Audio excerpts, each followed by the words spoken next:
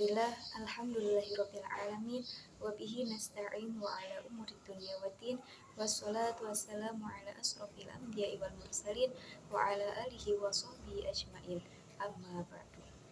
Perkenalkan, nama saya Nada Afniatus Soliha dari Pondok Pesantren Jamsu Izul Islami. Di sini saya akan menjelaskan tentang istidraj dalam kitab Syarah Al-Hikam. Teman-teman, secara umum istidraj adalah nikmat atau kemudahan yang diberi oleh Allah SWT kepada seseorang, sedangkan orang itu terus melakukan kemaksiatan dan berpaling kepadanya. Seolah-olah kenikmatan itu menjadi tali uluran yang semakin lama semakin panjang dan menjauhkan orang itu dari hidayahnya Allah. Di dalam kitab Syarah Al-Hikam dijelaskan yaitu khofu min wujudi wedi siro saking wujude ihsanuhu kebagusan ilaika marang siro wadawamun lan sertane langgeng asa atuka ora ma'ahu sertane Allah ayakuna yen ta ono dalika istidroja mengkono-mengkono iku istidroj sanastadrijuhum bakal ngelulu min haitsu la ya'lamun saking sekerine orang ngerti. Dalam kitab Syarah Al-Hikam, konsep istidraj seringkali dikaitkan dengan tertipunya hamba oleh pemberian Allah atau tertutupnya pandangan batin dari hakikat. Syekh Ibnu Athaillah dan para pensyarahnya menekankan bahwa seorang salik harus berhati-hati agar tidak terperosok dalam jurang yang membahayakannya. Ada beberapa poin penting yang harus kita pahami mengenai istidraj. Pertama, yaitu nikmat yang melalaikan. An-ni'mah al-malhiyah. Syarah Al-Hikam menjelaskan bahwa terkadang Allah memberikan nikmat yang berlimpah kepada seorang hamba, baik itu kekayaan, jabatan, atau karomah, yaitu keajaiban. Namun nikmat tersebut justru melalaikan hamba dari mengingat Allah.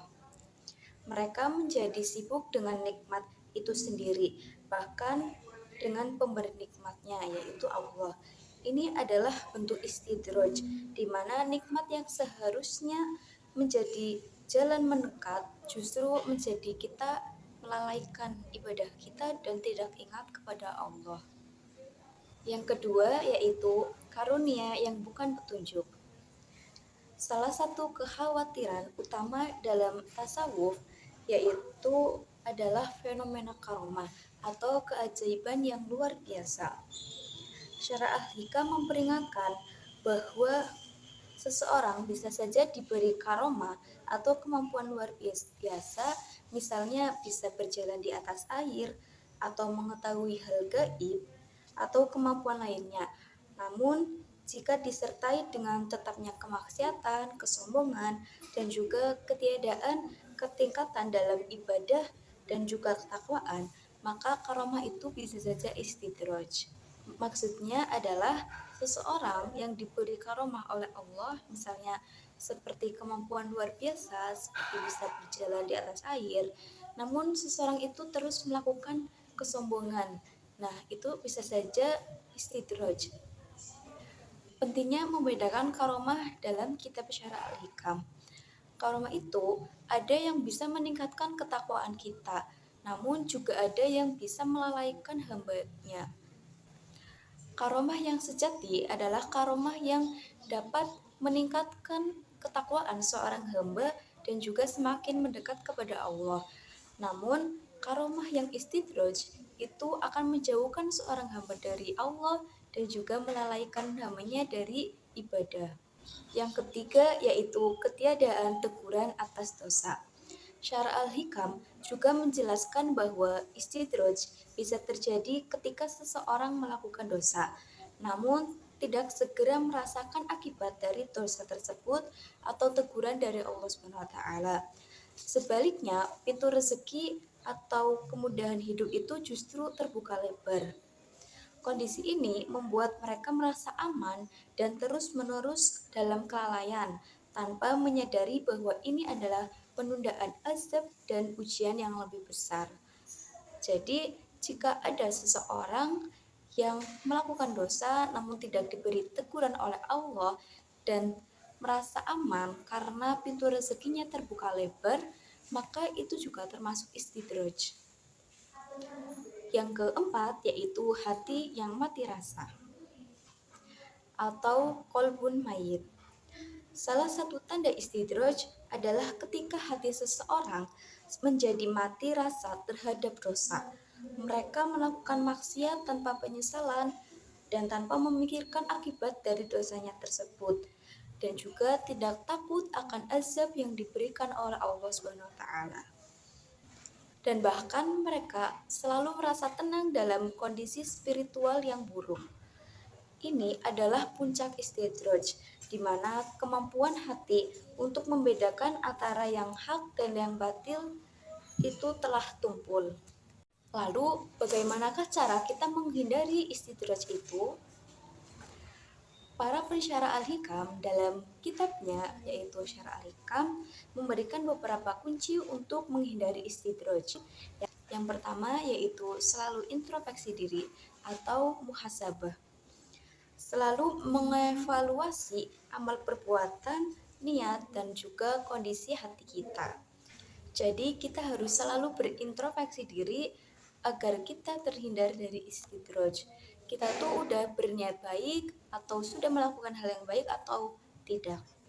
Lalu yang kedua yaitu melihat nikmat yang diberikan oleh Allah SWT itu sebagai tanggung jawab.